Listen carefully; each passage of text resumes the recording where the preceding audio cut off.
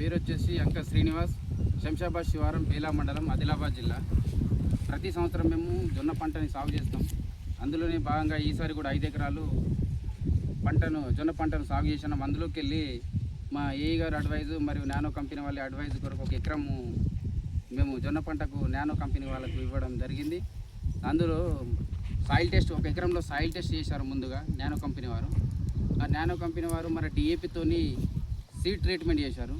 Seed treatment చేసిన తర్వాత దాన్ని మేము ప్రధాన పంటలు విత్తుకున్న తర్వాత ఒక 20 రోజుల తర్వాత మొదటి స్ప్రేగా డిఏపిని స్ప్రే రూపంలో చేయడం జరిగింది. తర్వాత రెండోసారి యూరియా, డిఏపి మరియు మిగతా ఒక పురుగు మందును కలుపుకొని జొన్న పంటకు ప్రధాన పంటకు స్ప్రే చేయడం వల్ల పురుగు అంత అయిపోయి మొక్క బాగా చాలా గ్రోతింగ్ వచ్చి గ్రీనిష్ వచ్చింది.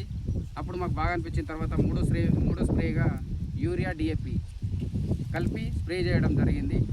మిగతా 4 ఎకరాల పంటకు మేము గ్రాన్యుల్స్ కూడా వాడడం జరిగింది. దీనికి మాత్రం 1 ఎకరానికి గ్రాన్యుల్స్ వాడలేదు. దీనికి పోలిస్తే పంట దిగుబడి ఇందులోనే బాగా కనిపించింది.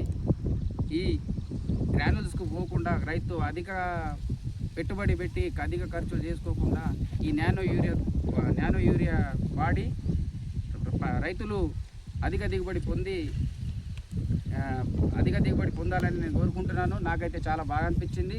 నేను కూడా నెక్స్ట్ ఇయర్ ఒక 2-3 ఎకరాలు నానో ద్వారానే వాళ్ళ కంపెనీని అడ్వైజ్ తీసుకొని ఏఈసార్ అడ్వైజ్ తీసుకొని ఈ నానోను వాడతానని రైతులకు చెప్తున్నాను. నాతో పాటు మిగతా రైతులు వాడి లాభం పొందాలని కోరుకుంటున్నాను.